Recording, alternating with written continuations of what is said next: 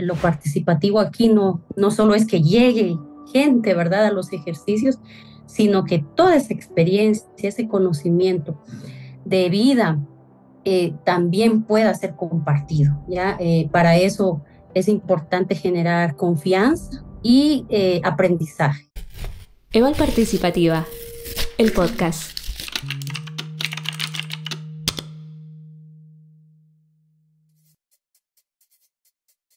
Primero que nada, Sí. nos gustaría saber de vos.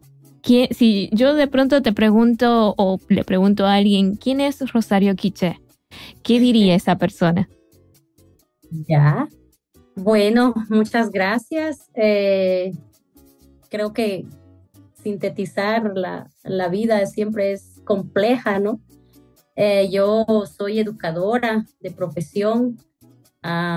Siempre el campo educativo ha sido una de mis pasiones y en ese sentido, todos los procesos que he acompañado en diferentes temáticas, contextos y grupos, la educación ha sido una de las herramientas orientadoras. Soy Maya Tsutujil, nací en el altiplano del país, en Guatemala. Es una tierra privilegiada por la naturaleza que nos rodea y por toda la diversidad, no solo ambiental, sino también cultural. Como en el paso del tiempo y afortunadamente, gracias al apoyo de ciertos proyectos, he logrado conocer otros países y esa visión global me ha ayudado también a vincular estas experiencias personales, territoriales, con la experiencia internacional y de otros contextos interculturales. Actualmente trabajo para la cooperación internacional en el campo de las migraciones. Sin embargo, todo el ciclo de acompañamiento de un proyecto, independientemente de la temática, ha sido bastante fluido y hemos adoptado en diferentes procesos de acompañamiento en torno al ciclo del proyecto el tema del monitoreo, que ha sido una de las fortalezas que he ido desarrollando en los últimos 7 u 8 años. Eso podría decirte. Soy madre, tengo un niño de 2 años que también me mueve y me reta, ¿no? Con todos mis sueños y mis objetivos, y eso también me ha dado otra visión, ¿no? De ver los procesos desde otras miradas. Entonces, aquí estoy para poder intercambiar contigo el día de hoy. Gracias. Fíjate que algo que nos llama mucho la atención, y en realidad, más que llamar la atención, resaltamos que vos sos militante, o por lo menos, bueno, cada quien hace su militancia desde su lugar, ¿no? Pero elegiste esto del monitoreo participativo, mencionás justamente muy orgullosa tus raíces mayas, y sos mujer, sos madre. ¿Cómo desarrollás, cómo conjugás todo este desarrollo, compromiso con el otro o la otra, con la comunidad, con el desarrollo comunitario, por así decirlo? Bueno, yo creo que hay cosas con las que uno ya va naciendo, ¿no? Y otras que vamos aprendiendo y desaprendiendo en la vida. Eh, a nivel personal, vengo de una familia que ha estado vinculada a diferentes procesos de luchas sociales, ¿no? En Guatemala, pues vivimos una época de guerra que marcó mucho la generación de mis abuelos, de mis padres, y a partir de ahí nosotras, ¿no? En que nacimos en la guerra, también traemos historias de lucha. También todo esa convicción, ¿no? de la realidad me llevó a vincularme desde muy pequeña a procesos comunitarios, ¿no? La organización juvenil en un primer momento, más adelante ya desde las organizaciones sociales, el ejercicio de la ciudadanía ha sido algo personal que he ido desarrollando con compromiso y vinculación hacia otras estructuras. Y más adelante ya en ese nivel regional, a través de organizaciones que impulsan procesos más nacionales y regionales, me ha ayudado a desarrollar otras habilidades. Y ahí es en donde el trabajo social, ¿no? Se ha conjugado bastante bien con la educación popular, y estas dos herramientas han sido importantes, ¿no? En el trabajo comunitario que he desarrollado, no solo con ONGs o organizaciones legalmente establecidas, sino también con colectivos o grupos que por alguna iniciativa han surgido y que en momentos coyunturales han desarrollado propuestas muy interesantes para atender alguna problemática, pero también en ese sentido ir acompañando procesos más estructurados, ¿no? Hay momentos en donde las iniciativas son muy coyunturales y luego pues desaparecen, pero hay otros procesos en donde permiten que las mismas organizaciones o colectivos vayan desarrollando de manera más estructurada y sistemática su trabajo. Y es ahí en donde el monitoreo, por ejemplo, ha adquirido mucho interés en cuanto a que son herramientas que ayudan a orientar el trabajo en un mediano largo plazo. Y es ahí en donde pues he aprovechado, ¿no? esa fortaleza para poder acompañar, ¿verdad? A diferentes organizaciones en este aprendizaje. Explícanos qué es el monitoreo participativo, qué implica. Bueno, casi siempre en el campo, ¿no? del desarrollo comunitario hay una tendencia a confundir el monitoreo con el control, ¿no? Y cuando uno llega con los colectivos y les dicen es que vienen a hacer el monitoreo o vamos a hacer el monitoreo, hay cierta resistencia a poder dialogar, ¿no? y conversar sobre lo que las personas y sus colectivos desarrollan. Pero cuando ya le agregamos el apellido participativo, vamos viendo que el pensamiento, ¿no? y la actitud de las personas cambia, porque en contextos como el nuestro, en donde el autoritarismo es bastante fuerte, hay una tradición, ¿no? de imponer y de hacer ejercicios de investigación o de planificación o en cualquier sentido, ¿no?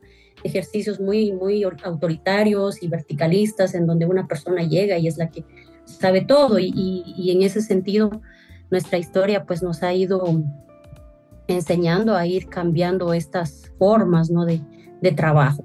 Y por eso lo participativo es importante, ¿verdad? Tomando en cuenta que es un elemento que nos permite lograr el diálogo, poner ideas, prácticas y vivencias en común, intercambiarlas y ser copartícipes de esos procesos. Son procesos de aprendizaje donde vamos haciendo crítica y también autocrítica, ¿no? de nuestras prácticas y del entorno, del contexto y de las mismas problemáticas que nos aquejan.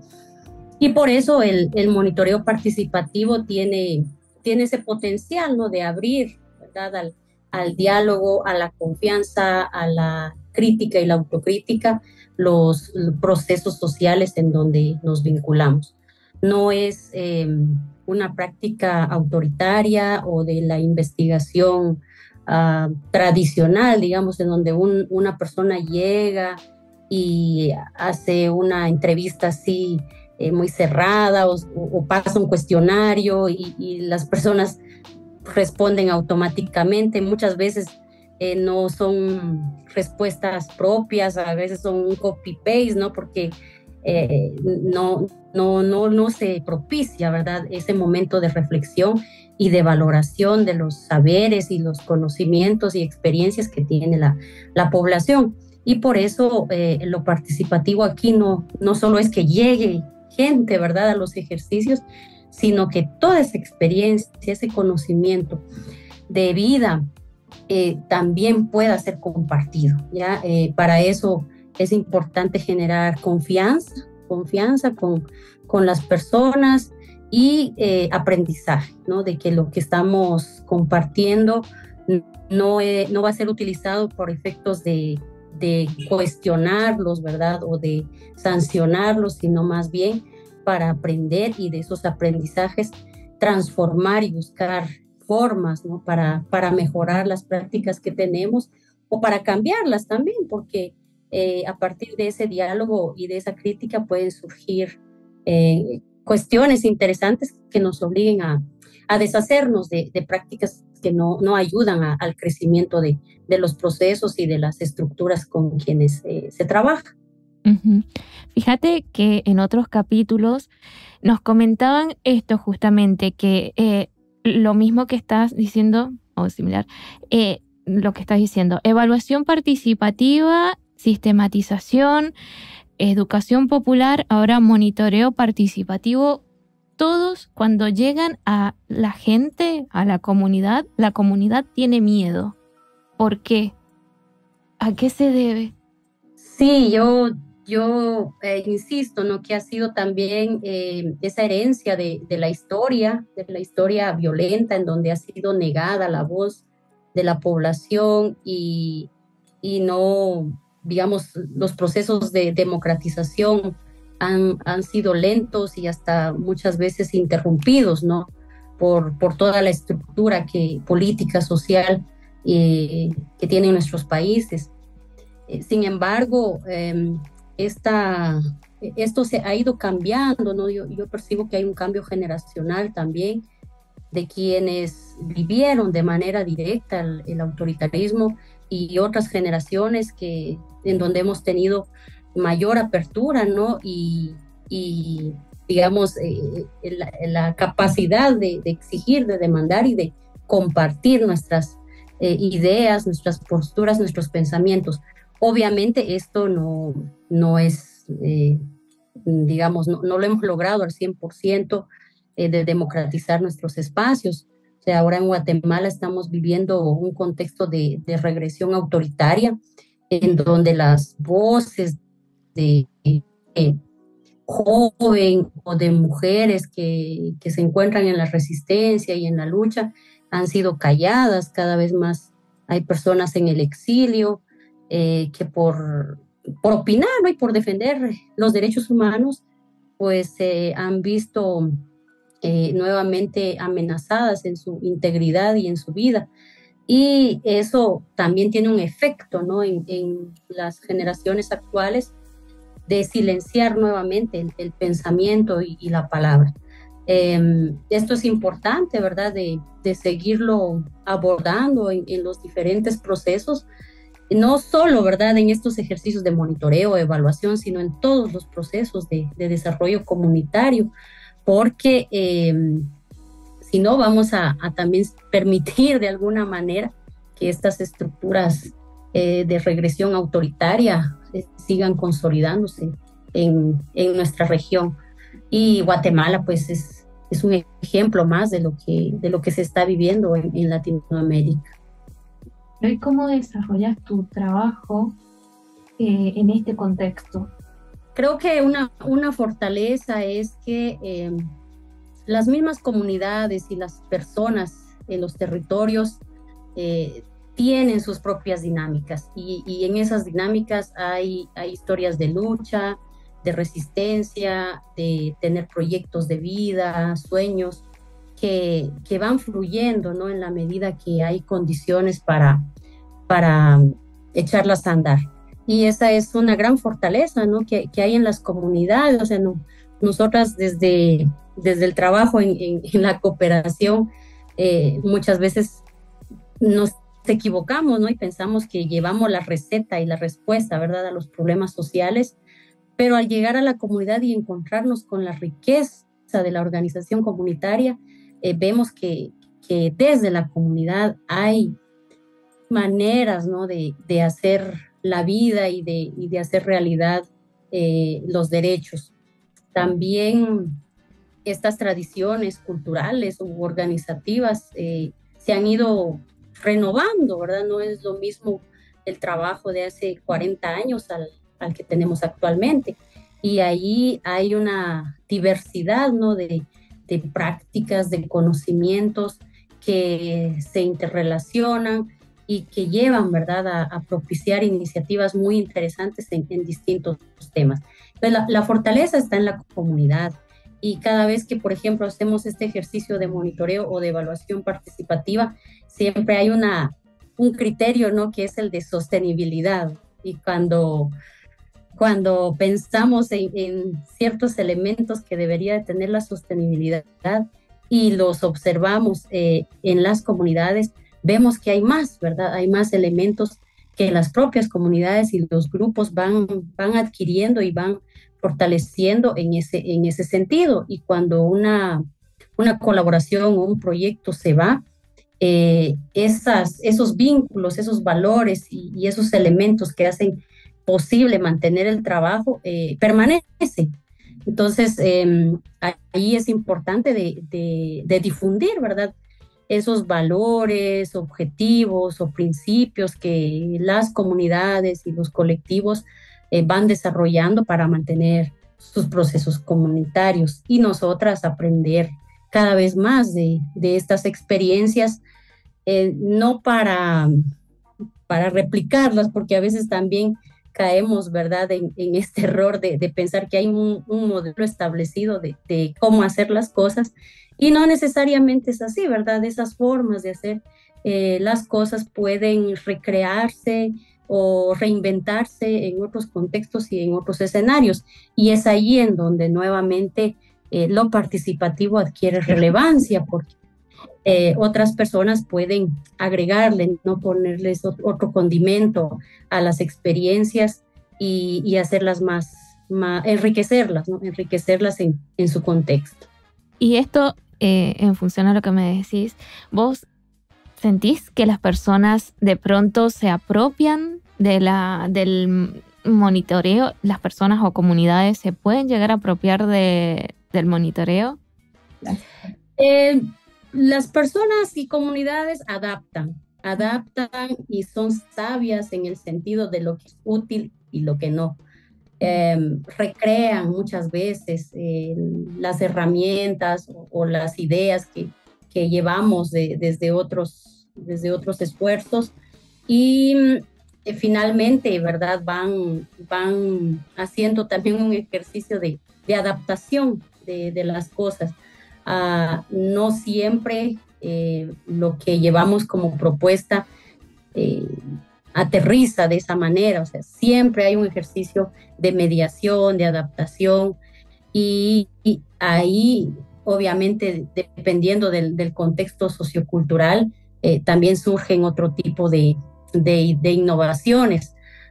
Incluso cuando hemos llegado con algunas propuestas de monitoreo participativo, hay colectivos que dicen, no, pero si eso nosotros ya lo hacíamos antes, ¿verdad?, en otra tradición o en otros ejercicios. Entonces, muchas veces no es algo novedoso, sino ya es algo que ha existido, pero que en algún momento fue olvidado o quedó oculto, y con el tiempo, ¿verdad?, recuperar esos saberes ha permitido que aterricen con más facilidad estas propuestas.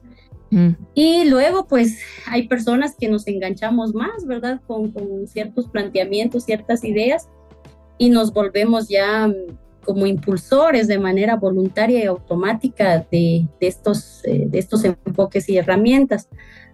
En otros casos, pues, no es así, hay otro tipo de intereses, y depende mucho, ¿no?, del interés personal, pero también de la utilidad que esto adquiere y del sentido que le van otorgando los colectivos donde se impulsan este tipo de ejercicios.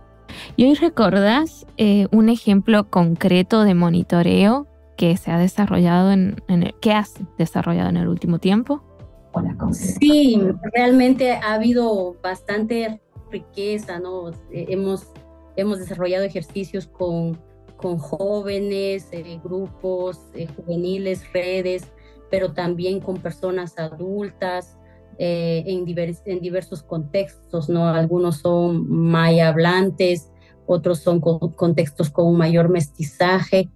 Lo más reciente ha sido el acompañamiento que he aportado en en la parte norte del país, es una región maya canjobal.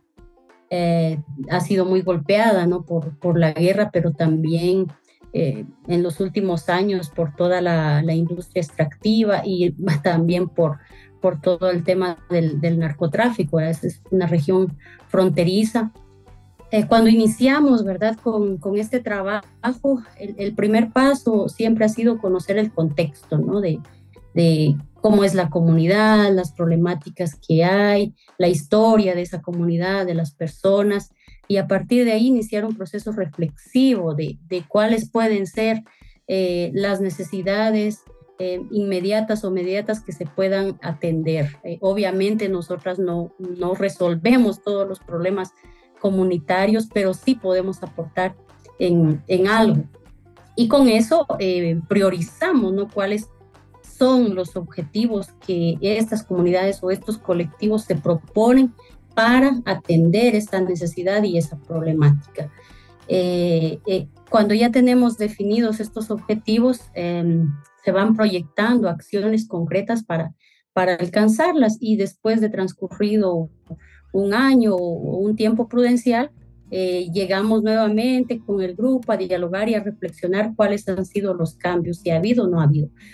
Obviamente aquí en el fondo ah, hay un poco de críticas, ¿no? Porque dicen, bueno, no hemos avanzado mucho, no hemos cambiado nada porque nuestro contexto es adverso, ¿no? Y entonces revisamos nuevamente los objetivos y el ejercicio y las actividades y decimos, bueno, entonces si esto no supera, aterricemos y vamos a reorientar las acciones.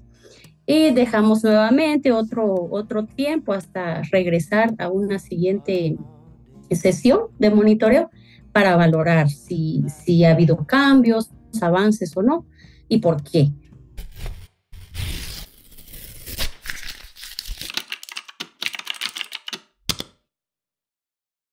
Bueno, tengo 4 preguntas para continuar con la entrevista. La primera pregunta es, ¿cuál es el trabajo de ABO con las personas y las familias migrantes? En ABO tenemos un programa de migraciones con diferentes organizaciones socias en Centroamérica y México. Estas organizaciones trabajan con población comunitaria, pero también con otros actores importantes de sociedad civil como de gobierno. En la comunidad hay distintos tipos de personas y grupos. Hay mujeres, grupos de mujeres que han sido impactadas por la migración de una forma negativa porque han perdido a su familia o parientes, o en algún momento han intentado también migrar y no han logrado su propósito. Pero también hay grupos de jóvenes que están impulsando alternativas para quedarse en su comunidad, tanto alternativas socioculturales como económicas y artesanales. Y por otro lado, comités de personas que trabajan a favor de una migración con derechos. Son comités en donde participan distintas personas, liderazgos locales que buscan hacer un trabajo de difusión, de sensibilización, pero también de atención a casos concretos, y a partir de ahí impulsar procesos de incidencia comunitaria o a nivel nacional en distintos sentidos, tanto en política pública como en iniciativas a favor de las familias y personas migrantes. En general, pues nuestro trabajo también aborda la migración en tránsito, porque pues Centroamérica ya es un corredor, ¿no? Con bastante flujo de personas migrantes, y México cada vez más, ¿verdad? Se convierte en un país de destino, pero a la vez sigue siendo México un país de tránsito en donde distintas nacionalidades siguen pasando por su territorio. En este sentido, ABO ha desarrollado distintas experiencias, tiene también un trabajo fuerte en torno a la prevención de las violencias en estos campos. y ahí es en donde nuestro trabajo de acompañamiento va teniendo sentido. Hemos podido extender a otras realidades y a otros países el monitoreo participativo, es la siguiente pregunta. Cuando iniciamos el ejercicio del monitoreo participativo, empezamos desde organizaciones que trabajaban más en el campo de la prevención de las violencias. Ahí la experiencia tuvo un desarrollo interesante con grupos juveniles y grupos de docentes en escuelas que impulsaban diferentes acciones para la prevención de la violencia. Más adelante esta experiencia se trasladó al programa de migraciones y desde ahí se ha ido fomentando en las diferentes estructuras sociales que se acompañan. No ha sido una difusión y automática. Ha costado porque depende mucho también de la capacidad, ¿no? de las personas que acompañan a los grupos en la comunidad para poder impulsar este ejercicio y también de las condiciones en las que se encuentran las personas y los grupos en sus comunidades. Hay procesos en donde, digamos, la herramienta del monitoreo participativo llega a fortalecer ya un proceso o un colectivo y es útil para su trabajo, pero hay procesos y colectivos en donde las condiciones son adversas y es muy difícil de impulsarlo. Entonces la herramienta adquiere sentido en la medida que los grupos y las personas la ven con utilidad para fortalecer sus procesos. Y bueno, hemos intercambiado con otras organizaciones a nivel de la cooperación alemana. Ha habido un esfuerzo también de impulsar esta herramienta en sus diferentes programas de cooperación y ese interés se ha ido difundiendo. ¿Qué pregunta me hubiera gustado responder y que no me hicieron? Creo que este tema es profundo, ¿no? Estamos apenas tocando solo una parte de lo que significa acompañar procesos de desarrollo comunitario y todo el ciclo del proyecto en esa terminología más técnica, ¿no? Que es el de la gestión, la planificación, el monitoreo y la evaluación. Es todo un campo, ¿no? de conocimientos y todo está interrelacionado. Cómo se vincula el monitoreo con la planificación, el monitoreo con la evaluación, es clave porque de ahí surgen, ¿no? otras ideas y otras necesidades. Nosotras insistimos que un monitoreo participativo tiene sentido cuando la planificación ha sido participativa y la evaluación participativa es mucho más rica, ¿verdad? Cuando todos esos procesos previos, ¿no? de planificación y de gestión de un proyecto también se llevan y se conducen de esa manera. Entonces, no podemos pedir que haya un monitoreo participativo cuando desde el inicio no ha sido fomentada de esa manera. Y por eso todo está vinculado, ¿no? Tanto la planificación como el monitoreo y la evaluación tienen que mantenerse en ese enfoque y en esa metodología. Bueno, no me animaría de ponerle un nombre a este episodio del podcast, porque hay un sinfín, ¿no? de términos y de ideas que se podrían construir de manera colectiva. A nosotras en el monitoreo nos gusta cuando las personas dicen, bueno, aquí venimos a un ejercicio de participación y de reflexión para impulsar cambios. ¿Verdad? Esas son como las palabras que nos dejan estos ejercicios y yo de ahí pues tomaría a lo mejor la palabra clave que es el cambio y que nuestra acción, ¿no? de monitoreo nos conduzca hacia esa transformación es la palabra clave. Agradezco mucho el tiempo y la confianza que me han dado y con mucho gusto estoy disponible y anuente a futuros intercambios y en la en este intercambio pues hay materiales que podríamos ir compartiendo y que pueden ser interesantes para ir fomentando todo este esfuerzo en torno a la evaluación participativa. Tenemos un reto fuerte de sistematizar la experiencia y de difundirla. Casi siempre los ejercicios de sistematización se quedan a lo interno de los grupos o de las organizaciones, y la difusión es un reto. Entonces, más adelante, un paso interesante para seguir difundiendo toda esta práctica sería de pensar en sistematizarla y difundirla. Y en ese sentido, pues, esperamos poder seguir contribuyendo a los esfuerzos que ustedes desarrollan desde este colectivo de trabajo en torno a la evaluación.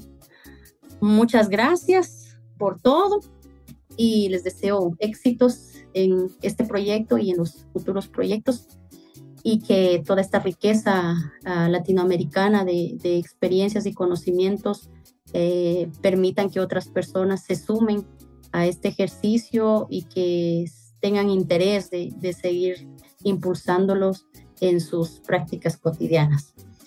Muchas gracias, me despido de ustedes, un fuerte abrazo. En mi idioma stujil, el agradecimiento es Maltiosh, así es que Maltiosh. Cuídense bastante.